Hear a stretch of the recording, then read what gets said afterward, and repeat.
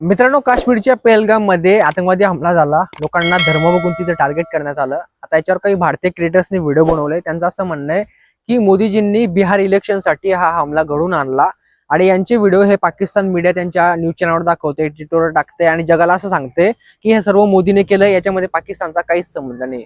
आपल्याला यावरून कळतं की खरे गद्दार कोण आहेत. पुढची गोष्ट, हा हमला का घडला. तुम्हाला माहिती असेल, 370 कलम हटवल्यापासून काश्मीर हा स्टेबल होतोय. तिथल्या लोकांना रोजगार मिळतोय. आता माणसाकडे पैसा आला की माणसं रिकामी कामं करत नाहीत.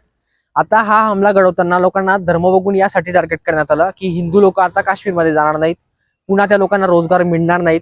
आणि मग माणसाकडे पैसा नसला की माणसाला दुर्बुद्धी सुचते. मग पैसा नसता की ह्या लोकांना भावनिक करून टेररिस्ट ऑर्गनायझेशनला जॉईन केलं जातं आणि पुन्हा भारतावर अटॅक केले जातात. आता हे जे क्रिएटर्स आहेत ज्यांनी व्हिडिओ बनवले असे, त्यांना लाज वाटते की लोक ह्या अटॅक मध्ये इन्व्हॉल्व होते किंवा धर्म बघून लोकांना टार्गेट करण्यात आलं. ही बोलताना त्या लोकांना लाज वाटतं. आणि काही राजकारणी म्हणताय की इज जस्ट टेररिस्ट अटॅक. का तुम्हाला तुमची 2 मतं कमी होतील या गोष्टीची भीती वाटते का?